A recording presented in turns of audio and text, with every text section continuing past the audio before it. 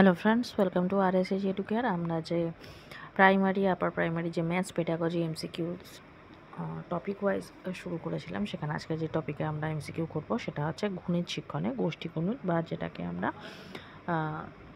Maths community বলে থাকি। তার উপর কিছু ইম্পর্টেন্ট কোশ্চেন আমরা আলোচনা করব, যেগুলো আগে সিটেটে বিভিন্ন ইয়ারে এসেছে, বা আপকামিং যে এক্সামগুলো আছে তার জন্য ইম্পর্টেন্ট, সেরকম কিছু সিলেক্টেড কোশ্চেন আজকে তোমাদের সাথে শেয়ার করব। যারা চ্যানেলে ফার্স্ট টাইম ভিজিট করছো তাদের জন্য বলবো অবশ্যই চ্যানেলকে সাবস্ক্রাইব করো, আর সাবস্ক্রাইব বাটনের পাশে থাকা যে বেল আইকন রয়েছে সেখানে অলে ক্লিক করো। তাহলে যখনই আমি কোনো নতুন ভিডিও তোমাদের জন্য আপলোড করব তার নোটিফিকেশান তোমাদের কাছে পৌঁছে যাবে। যেরকম ফ্রি ক্লাস চলছে সেরকম তো চলবেই, কিন্তু আপকামিং যে প্রাইমারি আপার প্রাইমারি নোটিফিকেশান বেরোনোর পরে ফ্রি ক্লাসের সাথে সাথে কিছু পিডিএফ ক্লাসেরও তোমাদের জন্য আমি নিয়ে আসতে চলেছি, পিডিএফ কোর্স, যেগুলো পেড হবে। যারা সেগুলো নিতে আগ্রহী তারা কিন্তু আমাকে কমেন্ট সেকশনে কমেন্ট করে জানাবে, তাহলে সেই অনুযায়ী নেক্সট স্টেপ তোমাদের কী হবে সেটা আমি তোমাদের সাথে শেয়ার করব। তো চলো আজকে যেটা প্রথম প্রশ্ন সেটা দেখে নিই। গোষ্ঠী কতগুলি বিষমজাতিক এবং কতগুলি সমজাতিক লোকজন নিয়ে গঠিত? এটি কার উক্তি? স্যাফার, হকবেন, রজার বেকন, কেভিন নন। সঠিক উত্তর হবে অপশান এ স্যাফার, এটা ইগবেন হয়েছে, এটা হবে হকবেন। নেক্সট কোয়েশ্চেন, গণিত হলো সভ্যতার দর্পণ স্বরূপ, এটি কার উক্তি? স্যাফার, হকবেন, রজার বেকন, ডেভিড ব্রিকহফ। সঠিক উত্তর হবে option B. Next question, mathematics is the gateway and key to all sciences, এটি কার উক্তি? স্যাফার, হকবেন, রজার বেকন, কেভিন নন। সঠিক উত্তর হবে অপশান সি। নেক্সট কোশ্চেন, যুদ্ধক্ষেত্রে বিরুদ্ধ দলকে বাধা দেওয়ার জন্য গাণিতিক ব্যাখ্যা কে দেন? হকবেন, ল্যাঙ্কাস্টার, স্যাফার, রজার বেকন। সঠিক উত্তর হবে অপশান বি। নেক্সট কোশ্চেন, মানব জীবনের ক্ষেত্রে গণিতের ব্যবহার সবচেয়ে বেশি দেখা যায় কোন ক্ষেত্রে? সাংস্কৃতিক ক্ষেত্রে, মনোবৈজ্ঞানিক ক্ষেত্রে, সামাজিক ক্ষেত্রে, অর্থনৈতিক ক্ষেত্রে। সঠিক উত্তর হবে অপশান সি। নেক্সট কোশ্চেন, গণিতের বিষয়বস্তুর অধীনস্থ মূল্যটি হলো কোনটি?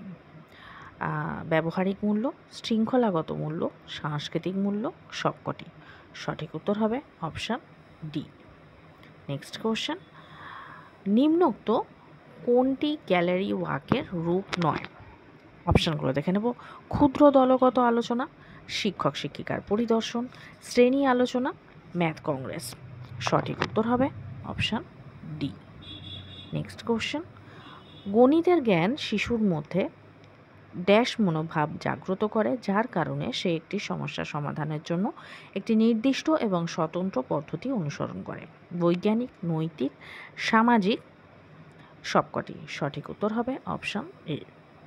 নেক্সট কোশ্চেন, একটি শিশুর কাজের প্রশংসা করা তাকে উৎসাহিত করে এবং আত্মবিশ্বাসের বিকাশ ঘটায়, যার ফলে শিশুর মধ্যে মূল্যবোধ গড়ে ওঠে। কী ধরনের মূল্যবোধ? বিজ্ঞানসম্মত, নৈতিক, শৃঙ্খলামূলক, সবকটি। সঠিক উত্তর হবে অপশান বি। নেক্সট কোশ্চেন, নিম্নোক্ত কোনটি গণিত শিখনের মাধ্যমে বিকশিত বৈজ্ঞানিক মনোভাবের বৈশিষ্ট্য নয়? অনুমান ভিত্তিক, কুসংস্কার থেকে মুক্ত, সমালোচনামূলক পর্যবেক্ষণ, কোনোটিই নয়। সঠিক উত্তর হবে অপশান এ।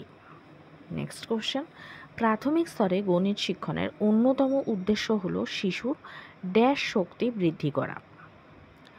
যৌক্তিক, গবেষণামূলক, অর্থনৈতিক, কোনোটিই নয়। সঠিক উত্তর হবে অপশান এ।